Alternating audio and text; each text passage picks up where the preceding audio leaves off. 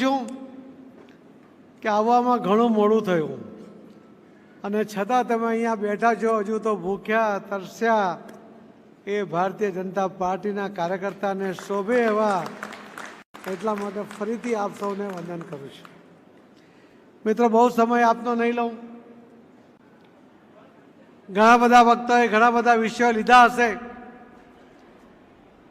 એટલે આપને તો એટલી જ વિનંતી કરવા આવ્યો છું કે આદરણીય પ્રધાનમંત્રી નરેન્દ્ર મોદી સાહેબે અયોધ્યામાં રામ મંદિરનું નિર્માણ કર્યા પછી આખા દેશમાં રામમય વાતાવરણ બન્યું છે અને રામ મંદિરના નિર્માણ પછી રામલલાના મૂર્તિની પ્રાણ પ્રતિષ્ઠા પછી આખો દેશ એ મોદીમય પણ બની ગયો છે.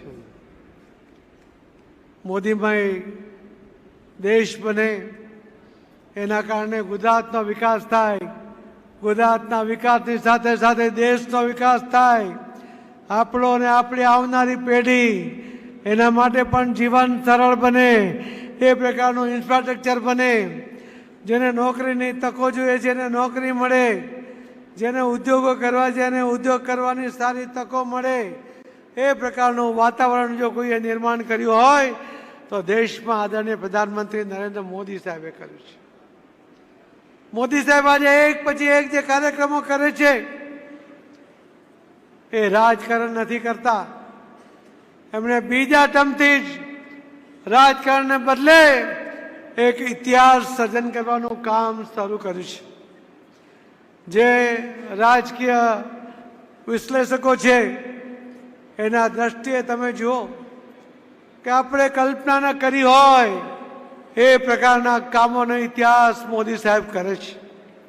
જે અહીં જેમણે કોંગ્રેસનું શાસન જોયું છે એમને કદાચ ખબર હશે કે પાણી માટે પણ બહેનોએ બેડા લઈને બહાર નીકળવું પડતું હતું, રોડ બનતા નહીં હતા એના માટે પણ નીકળવું પડતું હતું, લાઇટ આવતી નહોતી એના માટે પણ આંદોલન કરવા પડતા હતા.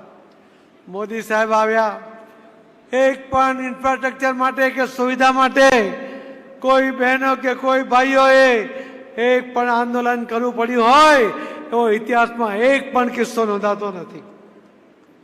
મોદી સાહેબે એ ઇતિહાસ સર્જવાનું ચાલુ કર્યું. મથુરા, દ્વારકા, અનેક જગ્યાએ, બનારસ, અયોધ્યા, જે રીતે કંઈક ને કંઈક નવું કરતા ગયા, કોરિડોર બનાવતા ગયા અને લોકોનો જે વિશ્વાસ હતો એ વિશ્વાસ ઊભો થતો ગયો. દ્વારકા નગરી એ સોનાની નગરી હતી, ભગવાન કૃષ્ણની નગરી હતી, એ દરિયામાં ડૂબી ગઈ. આપણને સૌને વિશ્વાસ હતો કે આ નગરી હતી. 70-80 મીટર નીચે આ ઉંમરમાં મોદી સાહેબ પાણીનું આટલું પ્રેશર હોવા છતાં એ ગયા, દ્વારકા નગરીને એમણે સ્પર્શ કર્યો, ખુલ્લા હાથે સ્પર્શ કર્યો. એમણે ત્યાં યોગા કર્યા, એમણે ત્યાં મોરપીંછ અર્પણ કર્યું અને મોદી સાહેબ પાછા આવ્યા.